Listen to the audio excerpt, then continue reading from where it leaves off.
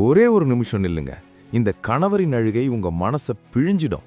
காதலியா இருந்தப்போ தன் கனவுக்காக கேமரா வாங்கி கொடுத்த தேவதை.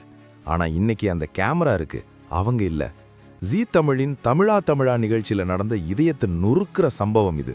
ஒரு இளைஞர் தன் காதலி தனக்கு செஞ்ச தியாகங்களை சொல்லும்போது அங்கிருந்த எல்லாரும் அழுதுட்டாங்க. அவர் பெரிய போட்டோகிராஃபர் ஆகணும்னு ஆசைப்பட்டப்போ அந்த பெண் தன் சேமிப்பு முழுவதையும் கொடுத்து கேமரா வாங்கி கொடுத்துருக்காங்க. கல்யாணம் முடிஞ்சு 2 பேரும் சந்தோஷமா வாழ்க்கையை ஆரம்பிச்ச நேரத்துல தான் அந்த கருப்பு நாள் வந்தது. ஒரு நாள் ஸ்கூட்டியில் வந்த அந்த பெண் மேல குடிபோதையில் இருந்த 4 இளைஞர்கள் காரை மோதிட்டு நிக்காம போயிட்டாங்க. எலும்பு முறிவு, கிட்னி பாதிப்புன்னு இரத்த வெள்ளத்துல துடிச்சிருக்காங்க. 10 நாள் மரண போராட்டம்.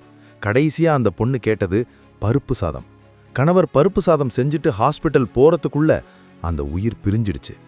சாப்பாடு கையில இருக்கு, ஆனா அதை சாப்பிட என் மனைவி இல்லையேன்னு அவர் கதறி அழுதப்போ அரங்கமே ஸ்தம்பிச்சு போச்சு. அந்த 4 இளைஞர்களுக்கும் இன்னும் தண்டனை கிடைக்கல. குடிபோதையில வண்டி ஓட்டுறது வெறும் தப்பு இல்ல, அது ஒரு கொலைக்கு சமம். இந்த 4 இளைஞர்களுக்கு என்ன தண்டனை கொடுக்கணும்னு நீங்க நினைக்கிறீங்க? கமெண்ட்ல சொல்லுங்க. இந்த வீடியோவை ஷேர் பண்ணுங்க. இனி ஒரு உயிரிழப்பு இப்படி நடக்கக்கூடாது.